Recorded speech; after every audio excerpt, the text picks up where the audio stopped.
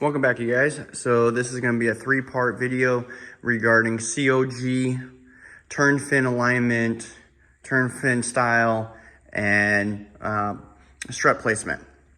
So first part we're going to cover is COG regarding, this my personal UL 19. Then I got a buddy I'm doing some work on, which good example of stock internals, stuff like that. Mind the duct tape, we're replacing the hull or maybe repairing it. Don't know just yet, but work in progress on that one. So we're going to kind of use that one too.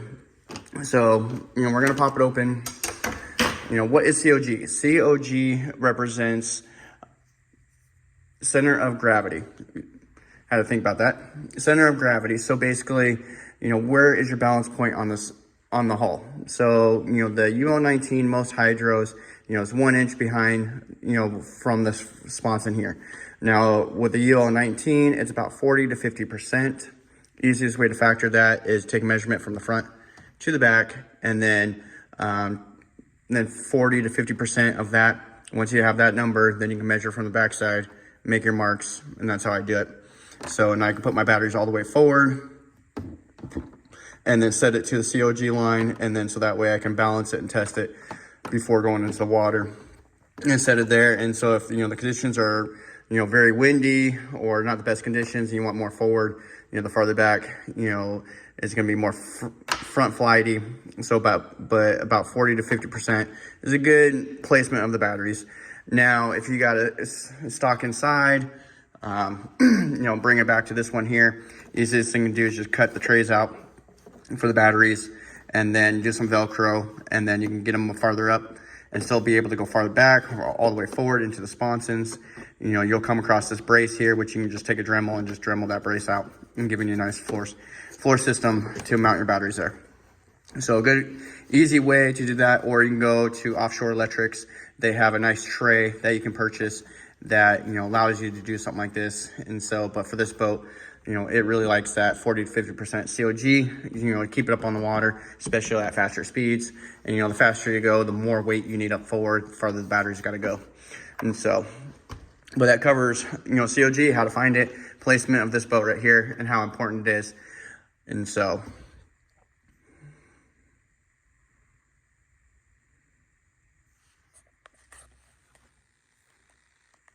now we covered the COG. Now we're going to cover struts. So, this one here, and then of course, I got the stock strut on this one.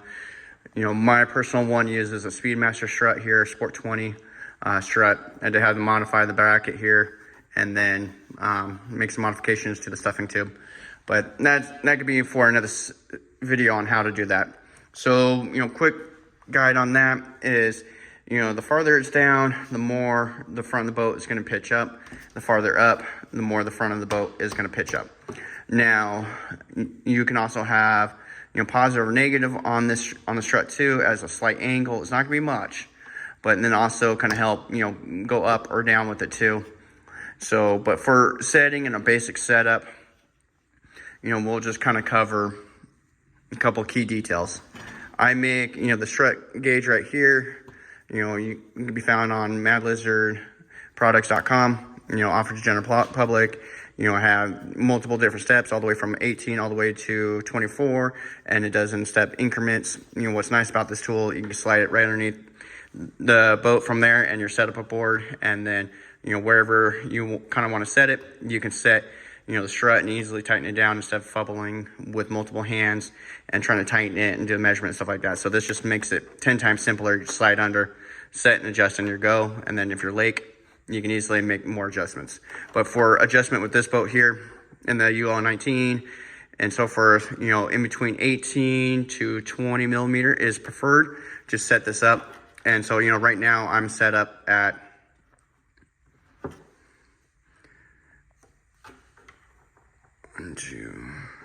just a hair over 19 millimeters, and just under 20 for the setup. Now, when you get it down lower, you will run across to where, the strut will be angled up because this brass tube is a little too long.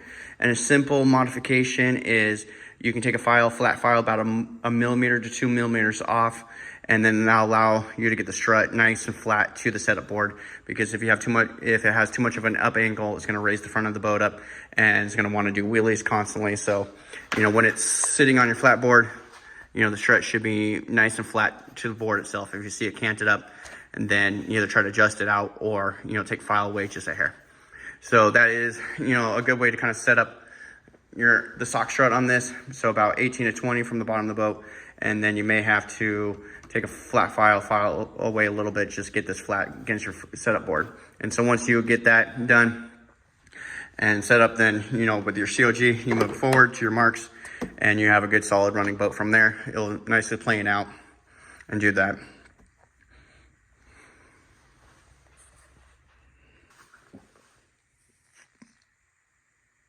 Covering the strut and the COG now we're going to talk about turn fins. So there's one style there, here's another style here, then I have another style right here. They all have different purposes of what they do, different curves, different lengths, yada, yada, yada, many different reasons, but we can go into detail a little bit later. But your basic one is like if you're doing ovals and high-speed ovals and do a lot of turning, you know, the boat really likes a curve fin. So this is a Mojo turn fin. You can find it at Offshore Electrics. Really good turn fin, decently priced. This one's my ML, you know, turn fin here on this one right here. You've probably seen it in Big B's videos for doing oval stuff like that. I'm looking at maybe bringing these back. There's only a few of them out there right now, so not many, but eventually we'll get back into those. And then of course we have the straight one. So quick coverage is, you know, if you're doing a lot of ovals and, you know, hard turning and stuff like that, you want a curve fin. It really allows the boat to hook into the water and stay down. And so, and then just kind of adjust it out. Now, if you're doing a lot of straights, you more want like a straight fin right here. So that way they're easy to kind of dial in, and you don't have to worry about planing surfaces or causing erratic running with the boat and stuff like that. So, you know, quick kind of coverage with a little bit of tuning. So, you know, we'll cover, you know, the angle turn fin first. So, you know, this is one version. We've got another two versions. Now, with these fins, you know, when I will get them, or what I do with them is first put them on a flat surface and I find where that curve starts. Where that curve starts, I'll put a black marker line all the way across it, because this line will help setting up a curve fin, because if it's set incorrectly, it'll cause a planing surface and cause, you know, the sponson to either dig or, you know, travel high out of the water, and you don't want that. And the easiest way is, you know, once you get it mounted up, you can see the black line, and once you have the black line on your setup board, you can look at the bottom of the boat and you know, put the black line to the bottom of the boat, and you know, that's kind of where you set it. You can adjust it, you know, a little up, a little bit down, and so that way, if you wanted to kind of pull the sponson down into a corner, it'll allow that and make a harder corner. And so then for angle in and out, you know, with the curved, you want it straight plumb up and down, or 90 degrees to the bottom of the boat. You know, from here, 90 degrees straight up and down, and that's pretty much, you can leave it. Now you can go, and so again, you can point up or down if you want the sponson to dig in or not with a curve. So with the straight right here, especially the stock one, you know, it's okay, but for turning, it's not the best. For a straight line, it's going to give you the best. Low resistance, low drag. You can cant it back a little bit from there. And then also, you know, if you're doing a little bit of turning, the boat is still pretty new, and this is what you got for now. You can cant it in, you know, inward more to allow it to kind of hook into a corner and, you know, be a little bit better. Now, this one here, I have a, you know, different bracket on here I'm looking at maybe making some more of these, but it's, you know, allows you to run your blade up, middle, or low, you know, depending on the conditions, or really far up, you know, because I was kind of doing more speed running with this. So the farther up it was, the less it was in the water, less drag, and I still had a fin in the water. And so, but it allows you to move up and down depending on your conditions and how much, you know, you want the boat to corner, or, you know, less drag, you know, just more settings with that one there. And then, you know, it still has the ability to, you know, cant in or cant out, you know, depending on, you know, what type of fin what you're running from there. So it kind of covers over the basics of with those, you know, with the turn fin, how to actually, you know, set up a turn fin with the black line. And, you know, we did those. So there's a few different variable versions that you can get. And so you can go straight to the curve. Just depends on what you're running, how you're running, and, you know, what's going to be best suited, you know, for you. And so, but that kind of goes over some basics of the turn fin, basics of the boat, and kind of how to kind of set it up in a few different mods. If you guys have any other interest of kind of wanting to see for material, or, you know, some more advancement of how to set some things up, or a little bit of tuning, you know, please comment below and look into maybe producing some other videos, or, you know, reaching out with some more information regarding some things. You know, the gauge for the tool, you know, that I will provide a link in the description for that, so you can find it. And so, but please like and subscribe. It keeps the channel going. It helps me with the support to, you know, keep going, bringing you guys, you know, with some setups, with a little bit of tuning, more advanced stuff, more things in more advanced stuff in detail that is harder to kind of find, especially with channels and stuff like that, because so many people are so secretive.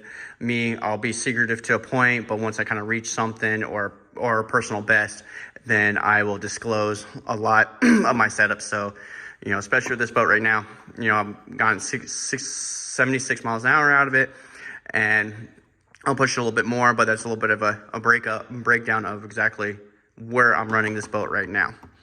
And so